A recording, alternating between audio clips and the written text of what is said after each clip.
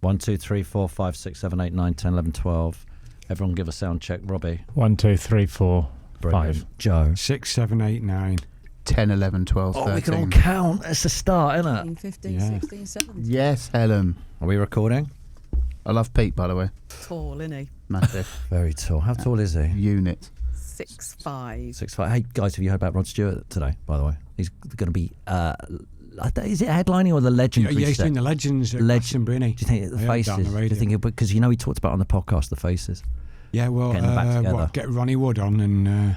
Wouldn't that be brilliant? yeah. Like if you're there, Stewart comes out and goes, "I'm Ronnie Wood." That would be amazing, wouldn't it? And is he going to then do all his sort of later solo stuff, like Do You Think I'm Sexy and all of that kind of gear? And I don't know what he's doing. Who knows?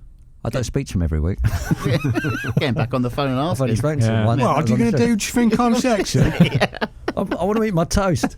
Right, let's get on with the show.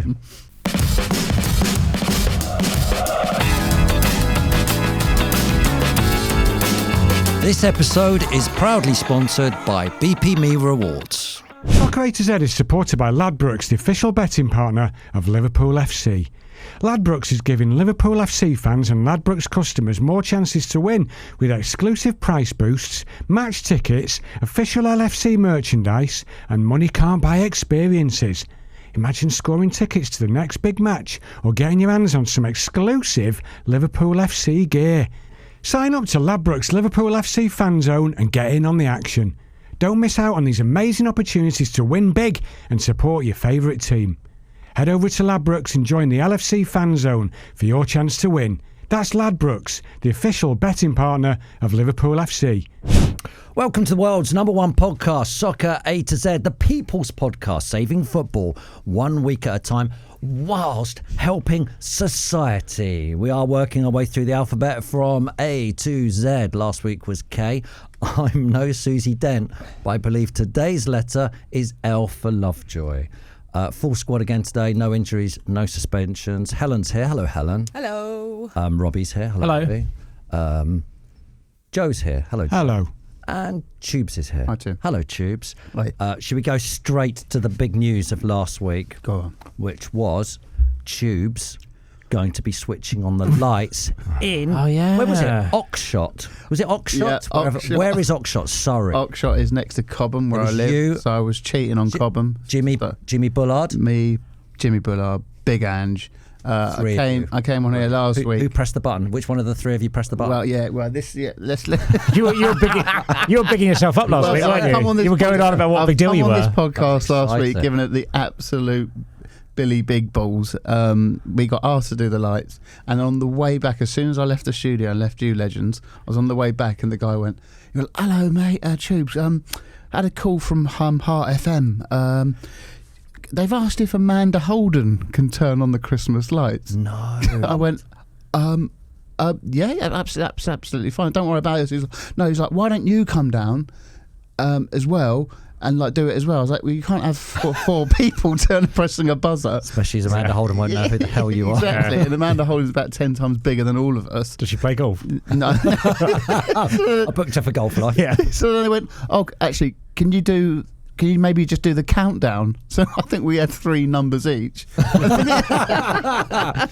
should have counted down from 100. But then we didn't even end up doing that. Helen's come down. She's hiding behind a Christmas tree. Okay, we'll stop that. To boo me. Let's hear Helen's story. That's exactly We got right. pied. We got pied from Amanda Holden. Bumped.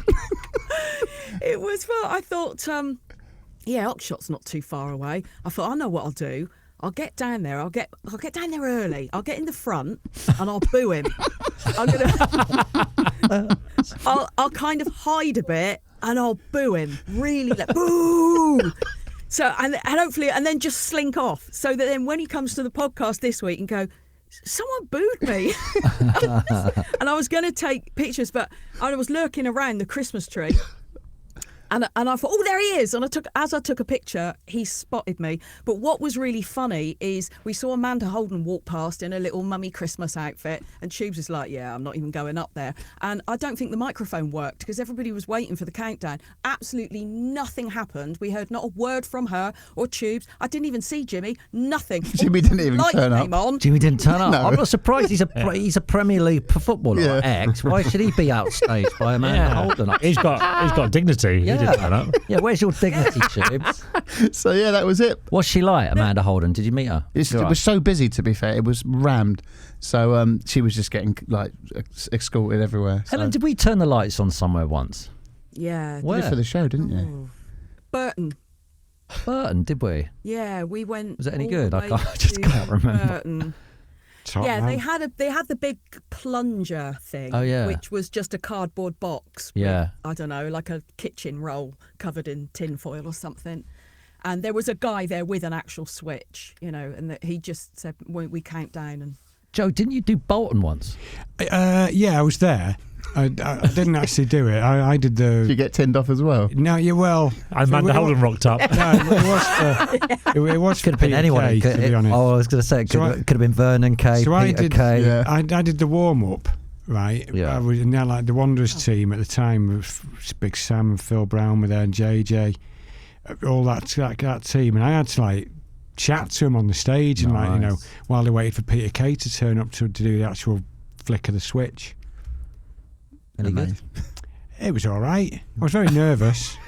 Tom Jasper has messaged saying Tubes needs to go back to the pottery place with Amy and make a personalised item called Bowl Palmer. What's that, about 5 minutes in? The first mention? Yeah. No, we haven't mentioned Cole. We mentioned Oh, no, we have. Bowl Palmer. Bowl Palmer. Yeah, we'll stick it in the freezer. That's good. Al has messaged in say a fun name for Helen's animal prison is Animal Alcatraz. That is fun. That's a fun. I like the word fun. Yeah. That's a fun name for Helen's animal prison. Spoiled. I'd sometimes put pictures of the animals on social media, and I was a close-up picture of one of my pig's nose, popped it on Instagram with just "sup" on it immediately. Dispatched. Dispatched.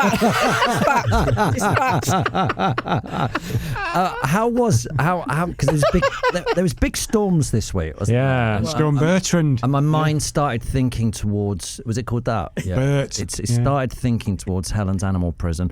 And I just remember that scene in Shawshank Redemption, where it all It's pouring down. Yeah. he tries to make the escape. And I was thinking maybe some of the animals in Helen's prison thought this is a good opportunity. Yeah. If they'd seen the Shawshank They Redemption, probably have might seen got it. inspiration. Tunnel under that fence because the mud's soft. Yeah. And see did any of the animals manage to escape?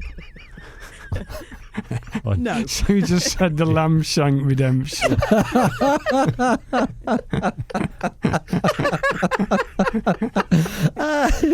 The lamb shank was brilliant. How was the? What did the Rias do when it rains? Have they got anywhere to go, or do they just stand out in it? Yeah, the thing is we anthropomorphise animals, don't we? What Because does that we word let them mean? hold in the rain. Sort of attribute human traits to them. Oh, as okay, in yeah. We look at them and think that they're experiencing the same emotions that we would, standing out in the cold and rain. But this is quite interesting. Equines, so your horses, donkeys, and stuff, they will stand purposely towards the wind and put their heads down, and the hair forms into little points. So if you look at an equine in the rain, they look miserable because they've got their heads down on the floor, and people go, oh, look at those poor horses out in the rain. But they're doing it on purpose so that the rain just runs off there. If you look at their hair, it's in little points, and all the rain runs off. And if you look underneath that, bone dry. I love the word equine, by the Yeah, way. so do I. It's like You know what's the really, equine you know what's racing. really tickled me though What? is when you said that all the animals just sat around Helen's prison going, "Hey up, lads! There's a storm coming. We've got a chance to get out here. got a Yeah, what we're chance gonna to do?" get out. Did There was the pig? Because obviously it got muddy on the old prison. Do the pigs like rolling around in it? Because that's what I think. No, they No. They wallow in mud in Misery. the summer.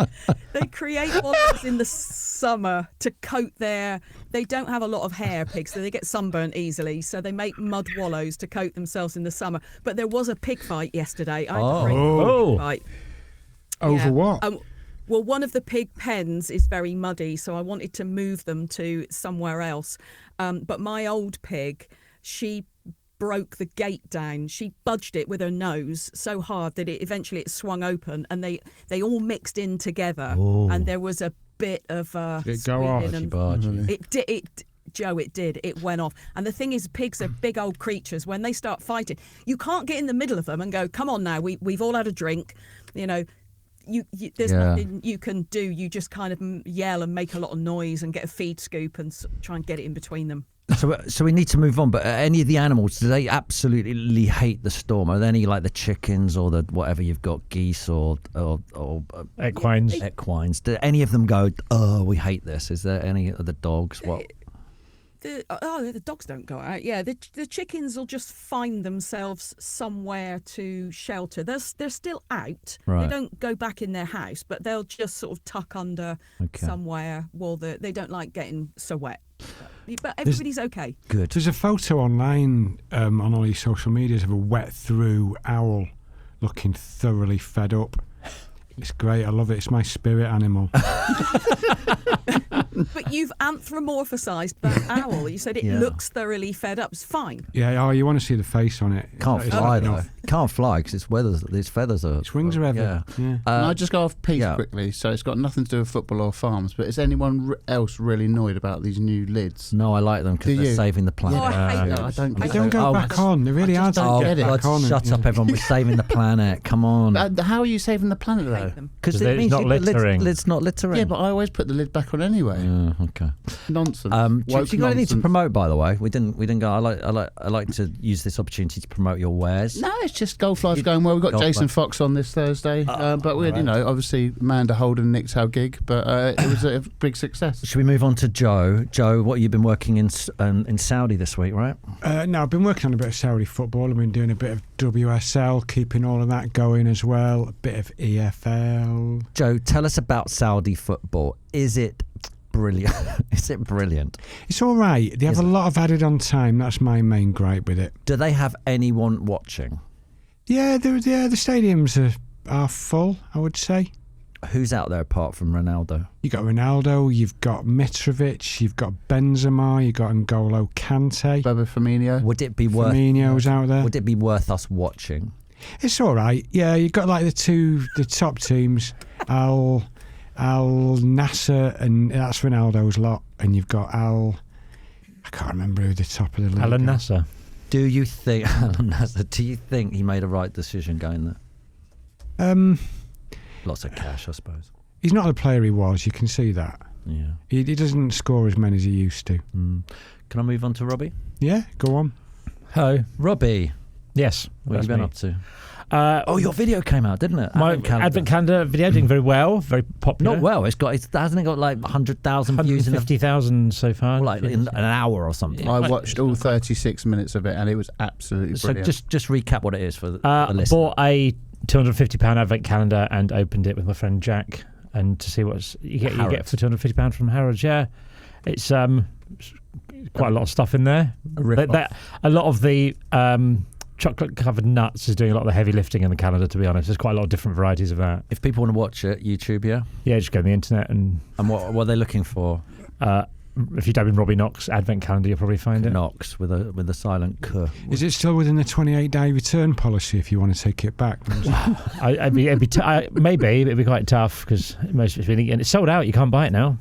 Is it? Yeah. Really? Oh yeah. It sold out before my video came out. How many do they have? Did they have 5 of them? I don't know. How many do they have? I wonder. I'm not sure. So I think I might go leaning harder into Harrods and go and buy some expensive Christmas crackers next. Oh, that's a good idea. Yes. Thank you. Yeah. Any news? Ran a half marathon. It wasn't very nice. Did you win? No, I just got picked by the post by everyone. So that wasn't great. Then just lay on the sofa, started watching Liverpool game. It was 1-1. Fell asleep, woke up, and missed 3 goals. So yeah. Well done though. You completed it. Yep, thank you. I had on my show this week, thank you for asking. What show is that? The Sunday Brunch. Sundays, 3 hours of pure the show he does on entertainment. It's Sundays. amazing. Good, you like it. We had lots of guests. Just Brandreth. We had the boys from Boys Life. Brian and Keith, always fun. Lloyd Griffiths was on it. Loads of people. And what's her name? KJT. Oh, the runner, the Johnson. decathlon, Yeah, she's yeah, brilliant. I love her. heptathlete. But we had Bree Tyacy on. Tyacy, I think that's how you pronounce that. And she is reality royalty. And I'd never heard of her before, I must admit. She's on Selling Sunset. My wife watches that. My phone did not stop buzzing, Robbie, from people going, I can't believe you got Brie on the show. I cannot believe you got Brie on the show. And it made me think that I watched 2 or 3 episodes of it. I tell you what, the directing and the editing on those shows is phenomenal. The drone footage, the houses are amazing. The clothes are wonderful. The cars are great. It's just a bit WWF because it's scripted reality. So it's not real. So I can't kind of get my head around watching it. But do you watch it then, Robbie, with Bev? I don't watch it. I've been in the room when it's been on and I've seen it. The houses are nice. I think that's a lot of the attraction, isn't it? Yeah. Does anyone watch reality? No. No. I watched the first Big Brother years and years and years ago. I don't watch any. I watched The Traitors this year. That's the thing. Helen, do you watch reality? Yeah, I haven't for a long time. I watched The Circle. I watched that out of curiosity from a television point of view because we Isn't that a know horror how Penny movie? works. Oh no, it was where they put people in flats and they could only talk through social media. That was about 20 years ago, wasn't it? No, wasn't that long ago. Crikey, no. And I thought it was. I think anything with reality TV is if you watch the first 2 or 3, you get hooked. just absorbed in it all, and it's a fascinating social experiment. And I really did enjoy The Circle, but I watched 1 episode of Selling Sunset.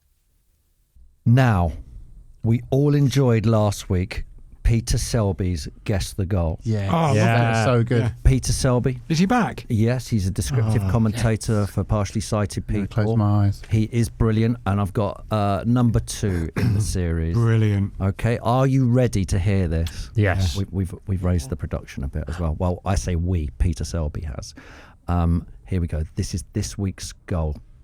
The midfielder wins the ball back just outside the centre circle central point of the opposition half. With his right foot plays a square pass to the right of 30 yards. The winger controls the ball on his chest, 10 yards from the right touchline, again halfway point to the opposition half. Steadies himself and plays a right-footed, high, 70-yard floated ball diagonally to the left side of the penalty area, 15 yards out on the angle. The attacker receives the ball in the air and scores with a first-time right-footed volley into the far right corner. A brilliant goal. He runs away celebrating, waving his index finger to the crowd. It was a 70-yard diagonal ball from near the right touchline, halfway point to the opposition half, right-footed diagonally of 70 yards high to the far left corner of the penalty area on the angle, 15 yards out, and the attacker rises in the air, both feet off the ground. The left foot comes forward and then goes back as the right foot comes forward and makes perfect first-time contact with the ball, and it flashes past the goalkeeper halfway up the stanchion into the side net in the far right corner, beats the goalkeeper for power. It's an absolutely brilliant goal and opens the scoring after 8 minutes. Okay, all right, so don't shout it out yet. Tubes' hand went up first. It looks like Tubes, Helen and Joe know what it is. Robbie, you look a bit... It took me a long time to think about it. There was one bit of it which I thought was... Which set it in my head, and then I managed to get it. Have you got it yet? No. I don't know. I've got a guess, but I'm not sure. Yeah, I don't know. All right, well, Tubes, you put your hand up first. Yeah. Who do you think it is? Paolo Di Canio. Against? Wimbledon. Yeah. And it was the... Upton was it against Park. Wimbledon? Yeah, it was Upton Park, wasn't it? Wimbledon, yeah. Unbelievable. And it's that... Unbelievable volley. Just hits it with the wrong foot. Yeah, it was brilliant. bizarre. No, he just went up in the air and did like a... It's thing, didn't he? amazing. Okay, let's have a look at what it should have sounded like. Long diagonal ball by Sinclair to pick out Paolo Di Canio, who jumps in the air and with a forward-facing scissor kick volley into the far right corner, scores a wonderful goal for West Ham. Do you know what I got it on when he said he'd run away with his finger? That was it, because I remember that, where he's waving his finger. If you're watching this on YouTube, this is it, the waving of the finger. If you're not, you just have to imagine me waving my finger. Look forward to doing that. I love that. I really like it. I don't think they're very good at it. I don't think I remember any goals. It's a great item, but I'm going to be terrible at it. I don't think I'm ever going to get one. That's Peter Selby. Well, you got that, didn't you? Didn't you get Paolo Di Canio? No. Oh, I thought... Concentrating too much on the 70-yard pass. I was thinking, that's got to be so famous. But it's my favourite Premier League goal. That. Right, all time. we've got a lot of questions coming in from our listeners. Andy Miller says, which team used to have the best fans as guests? Always up for it, keeping the scene alive, and who were the worst? We will answer this on Friday, alongside Movie Nerd, who says, Helen, Brixham dude here, ever think Torquay will rise again? We will be answering that on the Friday's show. Helen, have you got some To what? to the heights of League Two again? Heights of the Football League. Have you got any else from our listeners? I have. Lou Baz says, Light Drizzle. Can we get a light drizzle from you, please, Joe? And down south, a light drizzle. What made you come up with that? I don't know. It's good though, isn't it? It was raining lightly in the south of When England. did you realise it was a catchphrase and you had to do it every week? Well, when I started doing it every week, I couldn't be bothered to think of anything different. It became like a sort of the rock that you based everything else around it. That was good. Down south, a light drizzle. I'm back inside to Mr. and Mrs. Lovejoy. Yes. Rain or shine, every week, Tubes. I was out there. You mate. were out there, yeah. Model Pro. Sam Rogers says, let's be having you. Oh, brilliant. That was moment. great. Delia. That was great. Delia. Oh, yeah. Delia yeah. drunk. Yeah. Half time, trying to get the. Where are you? There's a That's a good one. there's a beer called Let's Be Avenue in the pub I go to before Norwich games. The Murderers. No, it's the Last Pub Standing. It's called. Okay. Darren Huckabee going there? Nah. Well, I've not seen him in there. He goes in quite a few of them. Is Raw Fox in there? No, never seen any Never footballers seen in Raw there. Fox? Isn't he knocking around the Norwich High Street? No. I've seen Grant Holt. Okay. Robert Fleck. Robert Fleck, yeah. Never seen Robert Fleck. No. Okay. Brian Jeremy Dunn. Goss? Never seen Jeremy Goss. Every time I think of Jeremy Goss, I think of that flecked shirt. Yeah. The egg and cress one. Should we just name Norwich players? Yeah, I've never seen him. Yeah. Unless it's Ewan Roberts, Grant Holt, or Darren Huckabee, the answer's no. Egan Cress, that's good. Any other L's? Yeah. Murray Paul, although I don't know if he's Murray Paul or Paul Murray. I don't know how we get these names put down, but he's put two in.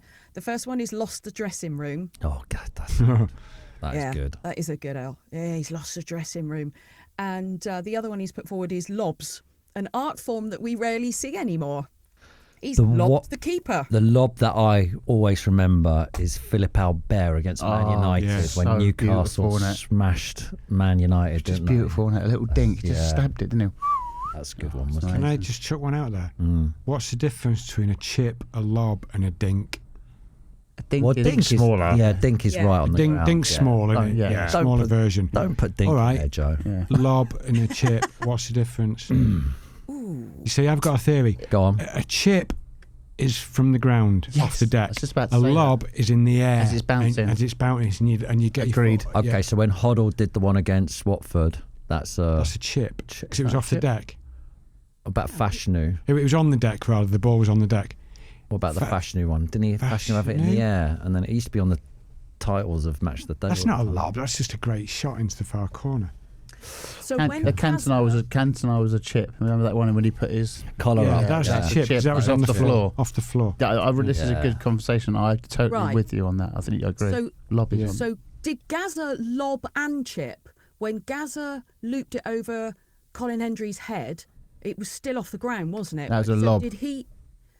But what did he do before?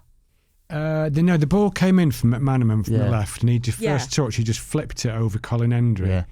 And So then that's as a bit- it lobbed fell, it. he just he volleyed it, didn't he? Low. It was a low volley. I bet the overlap are really absolutely bricking. pooping themselves now with this sort of conversation. And Lineker's on the phone to Shearer. Why have we never done lobs and chips? Shearer just sat there going, I can't remember any goals. Shearer's gone. They've done it. They've only gone and done it on that podcast. You're welcome, overlap. Yeah. What's the Shearer and Lineker one called? It's great. I like watching it every week. What's it called? Oh God, The Rest is game. The rest is football. Yeah, they're going. Jesus Christ, Soccer A to Z. Right, I've got some here. L's for linos, not assistant refs. Woke nonsense. Yeah. Agreed. Sam 1986 says La Manga for the scandals it produced. I went to La Manga once to play golf, and Southampton was out there. And Hoddle was manager. And What is it? It's a golf club. It's a golf what it is? resort, and I went out there to play golf. And Hoddle and John Gorman word singing American Pie in the lounge at night, which was funny. And Rob H. Warren says it has to be La Liga. Aye, with wanker. Yeah, Remember our correspondent. How did we get away with that every week? Let's cross over to wanker. Yeah. I can't believe we did that. And the German correspondent, the Bundesliga correspondent, was called Wolfgang Bang. Can you imagine doing this on TV now? Like, why did it's because we had no bosses, wasn't it? No one cared about us. They just left us to our own devices. I forgot, Matt. Bush, Bundesliga. Yeah. Das ist ein Bundesliga. You like that, was it? Bush. Yeah. But we basically just said wanker every week, didn't we? It was just unbelievable. Oh, and the Spanish police, Senor Willy. Senor Willy. Yeah, we did that. Senor Willy. Oh, Jesus Christ. No wonder people used to watch us. They couldn't believe we were getting away with it. All this Like crap. primary school, wasn't it? Yeah. It was. So childish, isn't it? I tell you what, it's Love it. time I for. love it. Let's do a stat chat.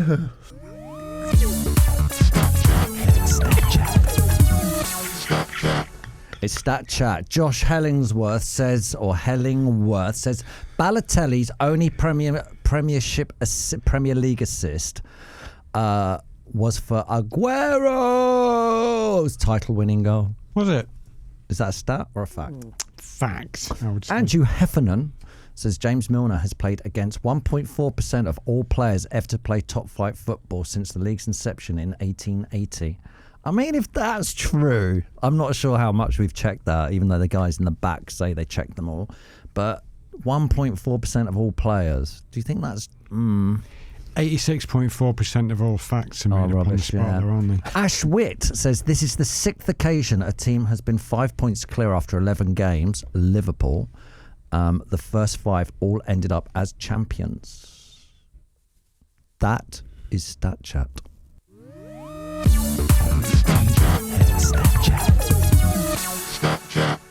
Thank you for sending in all your stats. Send some more in. Right, let's start this. Who won last week? It was... It was Joe for Cammy. Oh, Cammy, yeah. There you go. Yeah. Get the crown on, Joe. We're doing L's. So what is your L? What, am I starting? Yeah, of course you are. Right. The winner always stays on. Get on his glasses. Winner stays on, is it? Right. L this week. He's got a bit of paper. I have, That's yeah, a first. bit of thoughts gone into this, bit of research, yeah. Right, L this week is for lanky, as in a lanky streak of... There you go. Is it lanky for Lancashire or lanky as in Well, height? no, let me tell you this, because it got me thinking, where does the word lanky come from? Well, it originates in the 1600s from lang or chlank, the Old English word for long, but now it means ungracefully thin and tall. Other definitions say it means flaccid, but I don't think we need to go right there. No, let's not with go that. there. Yeah. It's my brother, isn't it? Yeah. Right, so who are the lankiest players to ever grace the game? The absolute Lankensteins. Are you asking us? Or are you? No, I'm going to give you a few. The beanpoles of the beautiful game. Here's some of the top boys. Ian Ormondroyd, Yes. known as Sticks, Bradford and Oldham, 6'4". Andy Carroll, 6'4".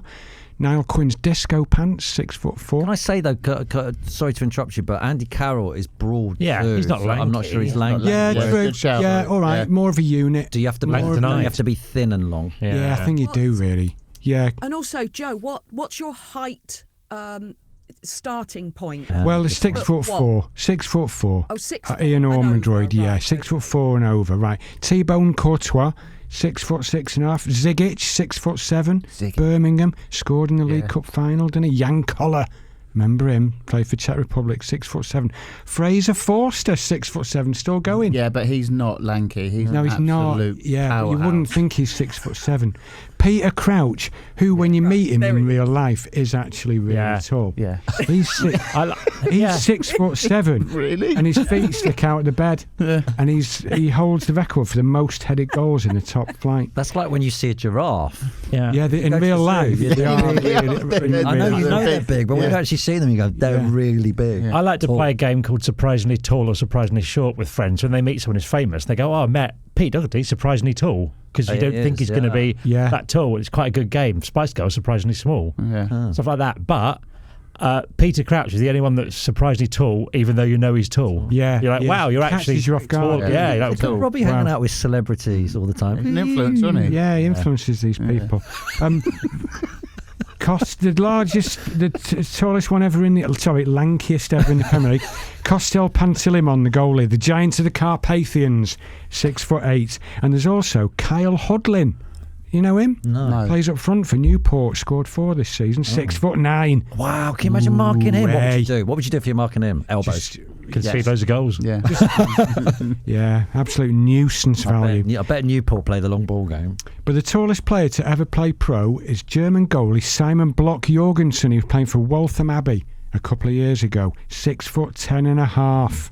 There you go. You know the one that disappoints me though? Go on. Or that surprised me a little bit? Jill Scott. How tall do you reckon Jill Scott is? 6'2". Yes. 4. No, I know how tall she is. She's 6 foot because they're on the overlap this week. Good podcast though. They were measuring up against Roy Keane, and Roy Keane's just a tiny bit shy of her. She's 6 foot, just under. Yeah, she's at 5'11.5", not 6 foot. It was on the Really? Do you think you could win a medal against her, Tim?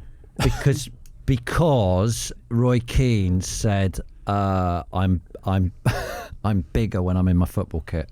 I thought that was kind of funny. Oh, what sort of metaphorically speaking? When he puts a United kit on, he gets bigger. There you go. Well, I think that was really good. Well, hang on, but all of these, obviously, they're pale into comparison against the tallest man ever, Robert Wadlow. Who's he? He was the giant of Illinois. I mean, there's no evidence that he ever played the game, but he's got to be the ultimate big man, hasn't he? 8'11". Imagine marking him at a corner. Imagine him knocking balls down for Sergio Aguero. He comes out of Sunday League, you'd be, oh no. Yeah, dynamite. I think that's really good because it got us all talking and thinking. The only thing I would say though, and I'm not trying to influence you here, Helen, if I'd taken that information, I'd have either ranked them in order. Yeah. Just because that would have been a little bit more pro, or I'd have played a little game of higher and lower. It was calling out. Yeah, I'd also would have got players that were actually lanky rather than just tall. All right, okay. But there's that. Was good though, wasn't it? I enjoyed it. Good, yeah. But those the lankiest. But we couldn't do that without doing the smallest players in the game, who are obviously Craig Short, Zola, Brian Little, and Emmanuel Petit. Yay! You win. Very good. I'm going to go next, and I tell you why I'm going to go next is because I always go last, and that's probably why I haven't won. That's probably that's the only reason you've not won. It's the only reason you've not won. I've never won the crown, and I think if I go in now, I'll slot myself in, and Helen will go, this is it, Lovejoy's won. Right, L for Leicester City, the Foxes. One of only 7 clubs to win the Premier League in 2015-2016 season, proving no one knows anything about football, which is why it is so bloody, excuse the swearing, so bloody great, because no one predicted it. Literally no one apart from one bloke called Lee Herbert, who bet on them to win 5,000 to 1 before the season. And he arguably knows more about football than Lineker, Neville, Shearer and everybody else because he stuck his money on. How much did you put on? What were the odds? He won 5,000 to 1. 5,000 to 1. He won thousands. I spoke to him once, actually. I interviewed him. I accused him of being a time traveller because why on earth would you put money on Leicester City to win the league? But, you know, he is the most knowledgeable man in football. But that's what I love about Leicester City is we all think we can predict this game and we try and make it fair with VAR. Football's unfair. We all know football's unfair. We try and do this. And that is why we keep coming back to football, because it is so unpredictable. Who would have predicted Manchester City, under the guidance of Pep Guardiola, would lose 5 games in a row? Tubes, would you? I would not have predicted Robbie, that, would Tim, you? no. I would not have, no. Joe, would you? Had a tenner on it. Helen, would you? See, this is interactive as well as factual. It's interactive. It's brilliant. You all joined in there. So if anyone ever tries to educate you about football, when they're all sitting there, go, you know nothing about football. No. Go, did you have your money on Leicester City? Were you? When Gary Lineker or any of his mates start saying, oh yeah, this is what about football. This is how to play football. This is about this. The false 9. I go, why were you sitting in your underpants on TV? Because no one knows anything about football ever. I'm not taking away from Leicester's achievement. Manager of Leicester City. No, but he didn't. It was all created. Claudio Ranieri came in. Tubes and I can tell you, he's pretty rubbish. The Tinker Man just got rid of Zola and Flo and who else was it? Wise. Yeah. Three of our great players and just tinkered away, so we weren't very good. He took over. Did you get rid of De Bruyne? No, that was Mourinho. Mourinho. But who was the guy in? But who was the guy before the gaffer before? Nigel Pearson. Yeah. He did everything. I went up a key. That's how much I think he did everything. He created the team, all those wonderful people. You're very passionate about Nigel He Pearson. really wants to win. I'm not taking away anything from Leicester's achievement. It was magnificent. But wasn't it in a season where everyone else was a bit crap? Like the main rivals were Tottenham. Doesn't matter. No Well, one predicted. and- No one saw it happen, and he was brilliant. Yeah, true. You're right. Listen, I think that's the winner. But let's take a little break from the show, shall we? I think that's the win. arrogance of the man. You're gonna have to go pretty good. Joe Shaw's is brilliant, but it's gonna have to really go up a level. Look, before we come back and do the final 3 L's, should we have a celebrity interview? Yeah. This is a great one.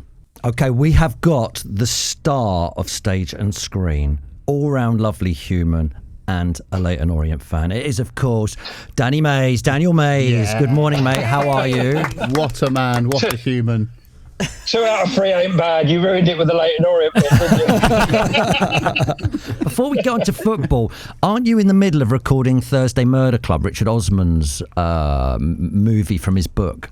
Well, I know I wrapped on that in the summer. So we finished beginning of September, yeah. So, I mean, it was just the most amazing experience. I mean, the roll call of actors in that movie was just amazing. Pierce Helen Brosnan. Mirren and Piers Brosnan. And David I had Tennant. James Bond, the Queen, David Tennant's in it, yeah. Doctor Who, yeah. Sir Ben Kingsley, yeah. It was.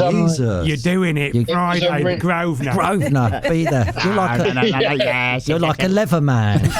Yeah. So I was bending his ear on the set about Sexy Beast all the time. Yeah, I went straight up to him on day one and said, "Listen, it's one of my all-time favourite performances." And I said, "Do you get people that quote lines to you?" He says, "All the time, Danny." And I said, "Well, I'll be doing that throughout filming." And is he still happy to talk about it? No, He loves it. He loves it. He's just, if you consider that guy played that role in Sexy Beast and then compare it to something like Gandhi, I mean, that's just range, isn't it, right there? Danny, but he was phenomenal to work with. Danny, I met him once and I was so embarrassed because I couldn't remember his name. I went, Gandhi. And I was like, oh no. Isn't it a Spielberg film? Did he ever turn up on set? Did you get to meet him? Yeah, it's produced by Amberlin, Steven Spielberg's company. And the day that he arrived, he did 1 day set visit, and that day I wasn't there. Apparently, he flew from his. He was on a yacht in the south of France, and they flew him to the airport. And anyway, he arrived, and I was gutted because I've actually worked with. Oh God, this is a big name drop. I've worked with him years back. We did the Adventures of Tintin out in LA. It was all that motion capture stuff. So I was gutted because I would love to have seen him in person. I mean, hopefully, if he's over for a premiere and all that sort of stuff, I'll get that chance. But yeah, I mean, the caliber of people on screen and indeed behind it is just second to none. So we're all kind of pinching ourselves. And Danny, I know you've got the pedigree to rub shoulders with these people, but when you walk into a room and you've got Helen Mirren over there, Pierce Brosnan over there, and Ben Kingsley over there, we all have imposter syndrome at some point. Do you ever stand there and go, what am I doing here? Yeah, I mean, that imposter syndrome thing is always there for me, I think. And I certainly felt that on day one. But then I guess the more experience you get, you kind of just get used to it, don't you? And you think, listen, you can't crumble here in front of these national treasures. You've got to turn up and deliver the goods. So, and at the end of the day, they're just people, aren't they? It was the same with us meeting footballers. It wasn't even so much the footballers that came on our show. It was when Tim and I were out and about and we'd have footballers come over to us and say hello. And we'd both stand there and look at our feet and just go, hello. When Ray Wilkins said hello Tim, I could not believe it. Ray Wilkins, but he knew my name. Hello Tim. Hello Tim. Joe Cole called me Pubes Anisha once, and I was absolutely buzzing. I was like, Joe Cole just called me Pubes. Well, that's great. But Dan, I came to see you in Guys and Dolls, and I've got to say, mate, it was incredible, like so good, and your accent was spot on. What goes into learning an accent?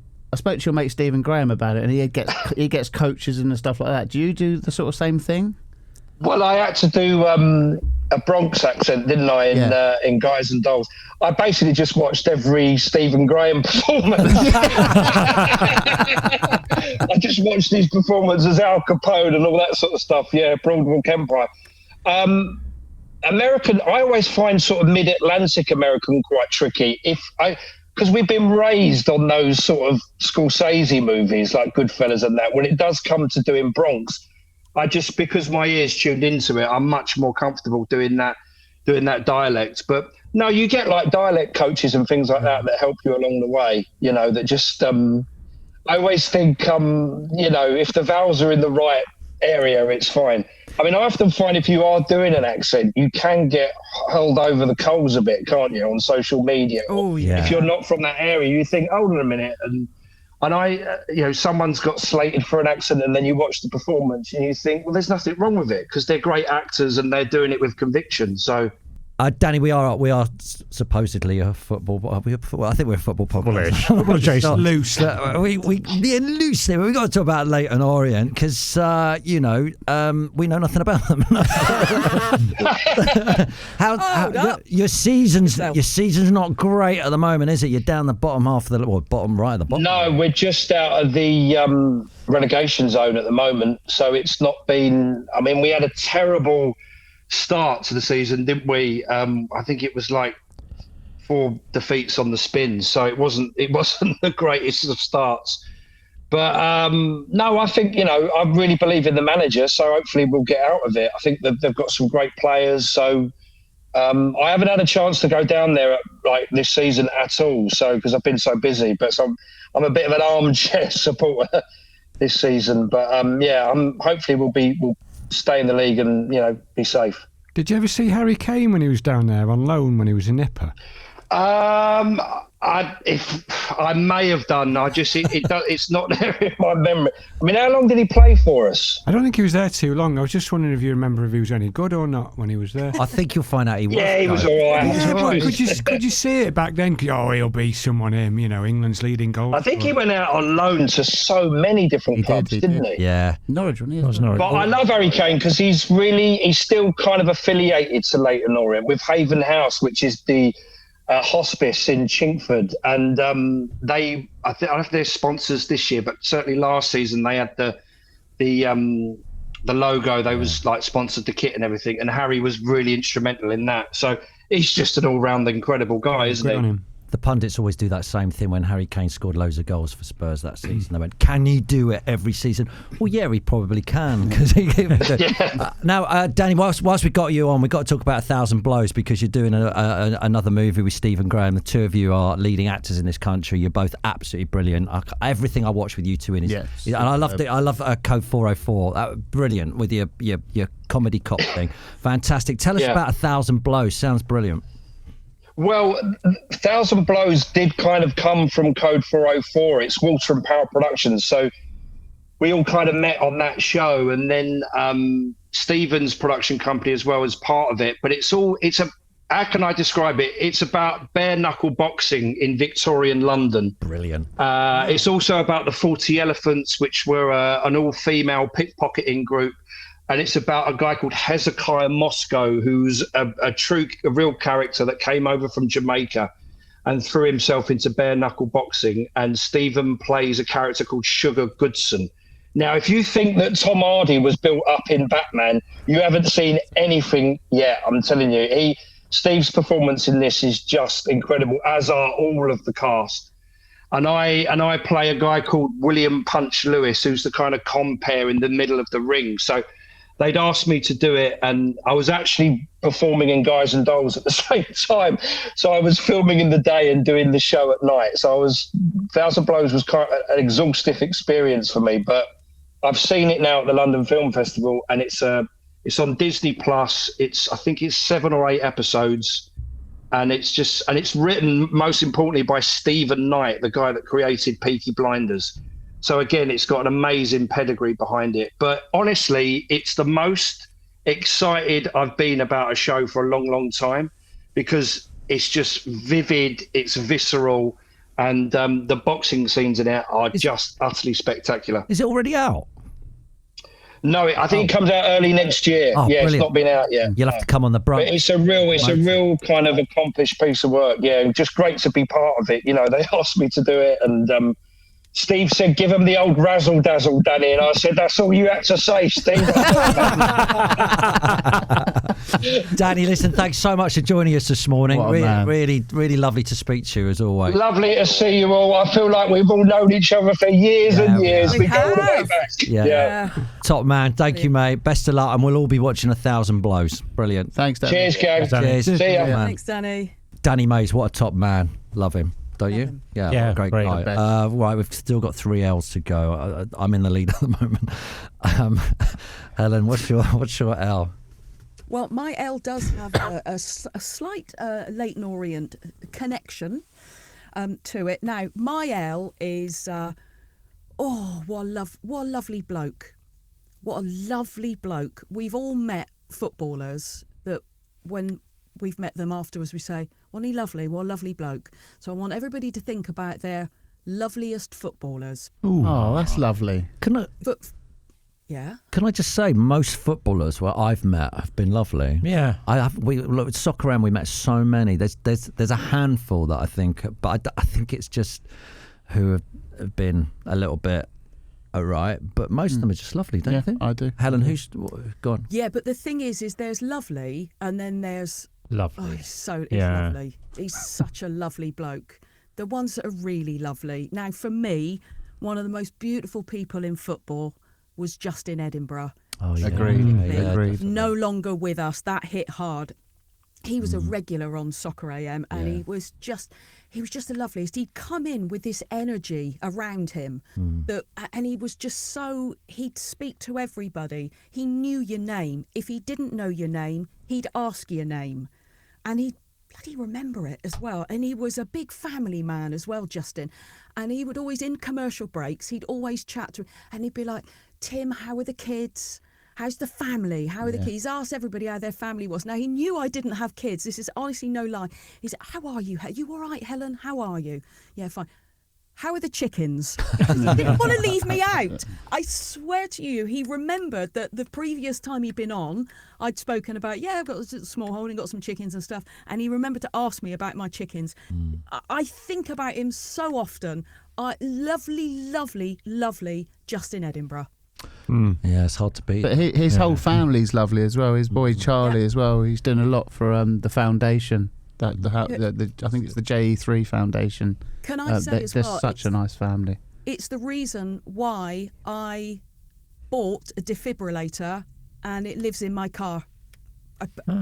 For real. Wow. I carry a defibrillator around with me when I go places. Yeah.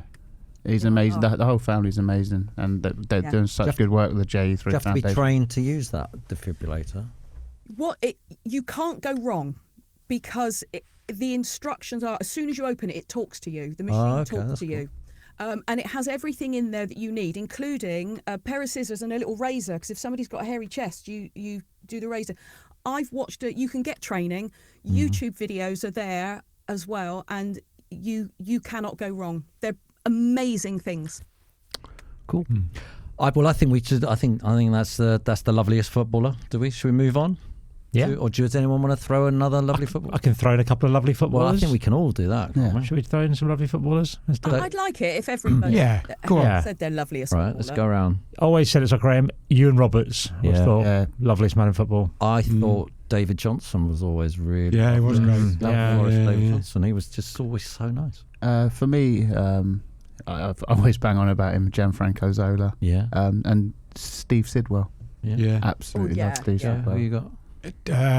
Gianfranco's mate, Gianluca Vialli. Oh, yeah, he was What a lovely bloke. Gus Poyet. We could go through the whole Chelsea team. Gus Poyet, yeah, brilliant. Jurgen Klinsmann's a and sweet from my bloke. childhood, Mickey T, because he had so much to do with us, didn't he? Mickey. Because I used to travel, home and away with Chelsea then, and Joey and Mickey T were just brilliant because they were entertainers. And when I met Mickey T, and he was just so lovely. Yeah. It was really nice when you meet your heroes, and they're just a really nice guy. Do you know what I mean? Yeah, he played for the Badgers, didn't he? He did, Loved yeah. it. That free kick he took once, where we won't go into that. He was Wayne Bridge as well for me. Oh, Just a lovely nice. man. Ashley Young's nice. Very Right, who nice. wants to go first? very nice. Robbie or Tubes? Very nice. Which one of you wants to go first? Me, because mine's not that good. Oh, He's Well, it's phoning good. it in. you underselling it, or you Well, just yeah, not maybe I'm bothered? playing mind games. You're like, I'm the puppet Go on, master. then what is yours? Mine is La Liga, and it got slightly ruined by it being mentioned earlier in a sort of La Liga thing, but arguably, oh, you got so passionate, you're throwing water everywhere. La Liga, aye. La Liga, arguably the greatest Are you of leagues. wanker? Because, right, La Liga, some La Liga facts. Is it the best league? Is that what you just I said? said there's a case for it being the best league. It's not. Boo. He's been on Google again, hasn't he? Exactly. What do you mean? What, you just knew all the heights of all players? Premier League rules. So you're going to say it's the best league in the world? I'm not saying. I'm saying there is a case for it, and I will explain it. You got Premier League, you got Championship, League One, League Two, Scottish, Scottish leagues, and then you got yours. Okay, so I don't own La Liga, so you know. So La Liga started 95 years ago in 1929 with just 10 teams and was won in the first season by Barcelona. La Liga clubs have won more Champions Leagues, Europa Leagues, UEFA Super Cups and World Club Cups than any other league, and its players have won the most Ballon d'Ors. That's good. So that is quite a strong argument. Who's second? Well, I don't know. But I don't know if they're all second in the same. There's lots of different facts there. Yeah, I can't divide it up into everything. Only 9 teams have ever won La Liga. Okay. Who wants to play a game where you guess what those 9 teams are? Barcelona, Real Madrid, Valencia. Yep. Atletico Madrid. Yep. Deportivo. won. Yes, they won it once. Villarreal. No. No. Sevilla, they won it. Yep. Sociedad. Yep. So they won it twice. Yeah. How many have we got? No, I think you've. Well, I think I think we're missing 2. Maybe. Do we say? What two? Do we say Athletic Bilbao? Do we say that? No, we did that, and also Real Betis won it once. nice. I didn't know I'm that. surprised by that. It's a good stat, that. Top Get that scorer in in La stat Liga. Stat chat. It's top scorer in La Liga history. Wow. Messi. Messi. Oh, yeah, it was. We did that the other day. on a 474 goals. Ronaldo only got 311. Biggest signing by a La Liga club? Ronaldo. Oh, no, it's thingy from PSG, you know? David Beckham. Mbappe. Oh, Figo. Philip Coutinho from Liverpool for 142 million. Really? Yeah. That's a lot of money. And biggest sale by a La Liga club? Good. I don't know. Neymar to PSG for 198 million. Awesome. So, yeah, La Liga. La Liga. Good league. It's good. I actually enjoyed that. I enjoyed that because I did not know 9 teams won it. I just thought it'd be Barcelona, Real Madrid, Barcelona, Real Madrid. So 9 teams have won it. That's Yeah, I mean, a lot of it. I think it's something like since 2003, maybe, there's never been a year in which Real Madrid or Barcelona haven't won either La Liga or the Cup. Strong. We've got lanky. We've got lovely players. We've got La Liga, and we've got Leicester City, which is a good one.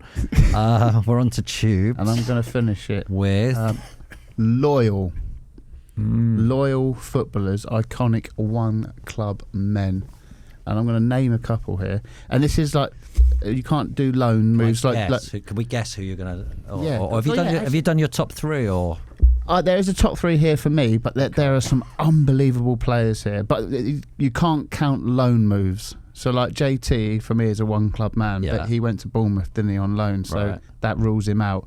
The player who's been in his career at the same club the whole of his career. Stevie G. Right. Stevie G, no, because he went to America. Did he? Yeah.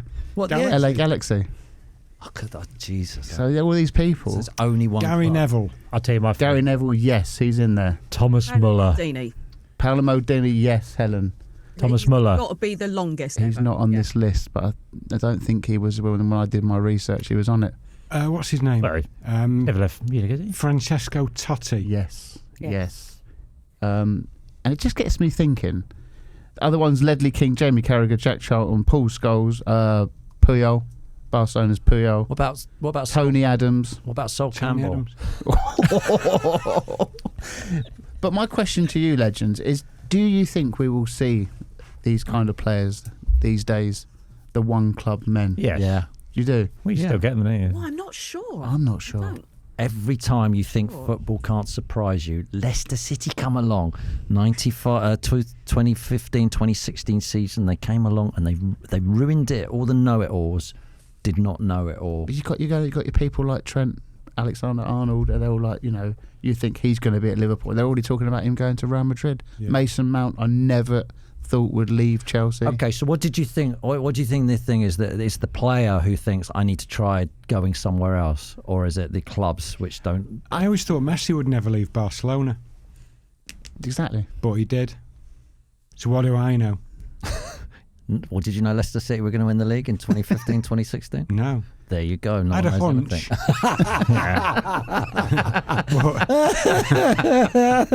anything. You mentioned Jack Charlton there. He only ever played for Leeds, did he? I did not see that on my original list, but the one I've got in front of me here says Jack Charlton. Bobby Charlton ever play for anyone but Man United? I don't know. I don't think he did. I don't know. Not sure. Don't know. That's good. That's strong. Now, have you finished, or do you want to? Absolutely, yeah. Yeah. Okay. So, I tell you what we'll do is Helen will think about who's going to win this, but she's going to do her "What's Wrong with Football" just first. So, What's wrong with football? Joel Parker, keepers not belting it long out of their hands anymore instead of playing it. Absolute woke nonsense. that's true. Yeah, that's true, isn't it? I remember Chelsea playing against Liverpool once in a cup, and they were down. It was a European Cup or something, I don't know, and they just kept lobbing it long because they needed to score goals. It was so exciting. Yeah. I just loved that. Still do, lower league. Graham Fradd said, single player kickoffs. That's top tier wokenism. Yeah, I'm with that. Yeah, you need your Keegan Tosh, don't you, up front or wherever it is. Yeah. Hassan Kaslul, he wouldn't have stood for that, would he? He would not. No. Paul Goldingay says the new terminology, things like high press. It's just defending from the front. Fair point. That is a fair point. That's what's wrong with football. Right, Helen. So now it's the big decision. Do you want to just pass me that over, Tubes? Thanks. I think we can't put it through the screen, can you, to Helen? Helen can't win, can she? Of course she can win. Justin Edinburgh. I mean, I think you're in a third, Tim. I don't even think. Just look at his face. Someone's had a stinker who's behind Tim. Oh, go on then. All right, just do it quick. I was positive about your luck. Survival of the fittest. So go on then. Do it in reverse order from 5 down to 1. Okay. Yeah. Now, From 5. you'd be like. Oh no, I really don't want Robbie to hate me. In 5th. No, it's fine. I went into it knowing it was poor. I did the best that I could. You did phone it in. Yeah. It's not, but Yeah. I Who's actually fourth? want, because you. I thought I was third. No, not, Last. She was being nice when she said you were third.